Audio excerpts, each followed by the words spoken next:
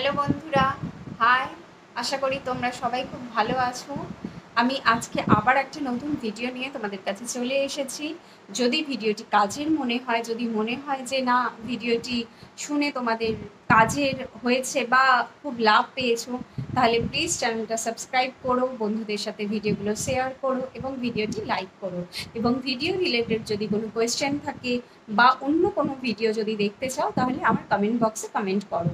তাহলে বন্ধুরা দেখো, আজকে আমি কি পড়াবো। তো আজকে আমি যে টপিকটি পড়াবো সেটা হচ্ছে গবেষণার নকশা বলতে আমরা কি বুঝি বা গবেষণার নকশা কাকে বলে।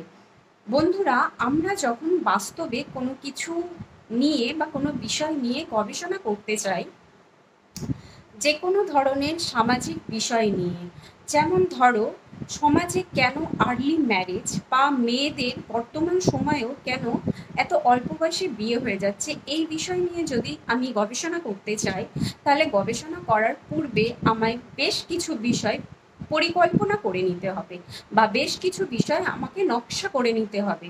কি ধরনের বিষয় বন্ধুরা? ধরো যে আমি জানতে চাইছি যে কেন এরকম হচ্ছে, মানে কেন এত অল্প বয়সে আজকের বর্তমান সমাজেও মেয়েদের বিয়ে হয়ে যাচ্ছে।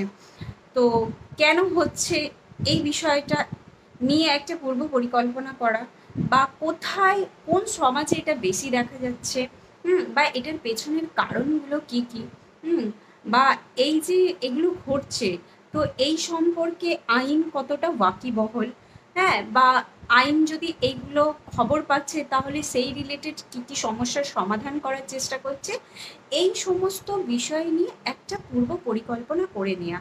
পূর্ব পরিকল্পনা করে নেওয়ার পর বাস্তবে গিয়ে সেই গবেষণাটা করা। তাহলে কি হয় যে আমরা যে গবেষণা করি সেটা আমাদের কাছে খুব ইজি বা স্মুথ হয়ে যায় যখনই আমরা পূর্ব পরিকল্পনা করে নিই।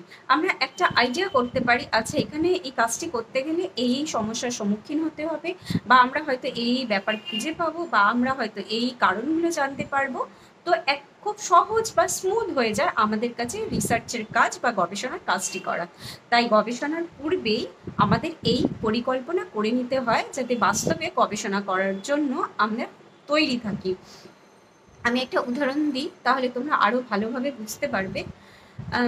আমাদের যখন বাড়ি তৈরি হয়, তোমরা সবাই জানো যে বাড়িটি তোমার ইট, বালি, পাথর যাই হোক যেটা দিয়ে বাড়িটি কনস্ট্রাকশন করা হয় বা তৈরি করা হয়, সেই বাড়িটি তৈরি করার আগে একটা নকশা তৈরি করা হয়, মানে বাড়ির প্ল্যান তৈরি করা হয় যে আচ্ছা এর বাথরুমটা কোন দিকে হবে, বা কিচেনটা কোন দিকে হবে, বা ড্রয়িং রুমটা কোন দিকে হবে। এই সমস্ত বিষয়গুলি আগে পরিকল্পনা বা নকশা করে নেওয়া হয়।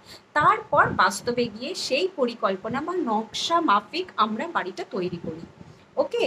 তো এই যে পূর্ব পরিকল্পনা করে নেওয়া বা এই যে পূর্বে নকশা তৈরি করে নেওয়া, এটাকেই বন্ধুরা গবেষণার নকশা বা রিসার্চ ডিজাইন বলা হয় রিসার্চের ভাষায়।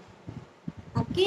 তো ক্লিয়ার হয়েছে আশা করি বিষয়টা, খুব স্মুথ বা খুব সহজ বিষয়, খুব সহজভাবেই বুঝবে যে যখনই আমরা বাস্তবে কোনো বিষয় নিয়ে রিসার্চ বা গবেষণা করতে চাই, তখনই আমরা সেই রিসার্চ বা গবেষণা রিলেটেড বিষয়গুলিকে আগেই একটা পরিকল্পনা বা একটা নকশা বা ছক করে নিই, যাতে বাস্তবে আমাদের গবেষণা করাটা খুব সহজ হয়। এটাকেই বলা হয় গবেষণার নকশা বা রিসার্চ ডিজাইন। আশা করি ভিডিওটা দেখে তোমাদের কাজে লাগবে। যদি কাজে লেগে থাকে তাহলে প্লিজ সাবস্ক্রাইব করো চ্যানেলটা। আজকের জন্য এতটাই। ভালো থেকো। শুভ সন্ধ্যা বন্ধুরা।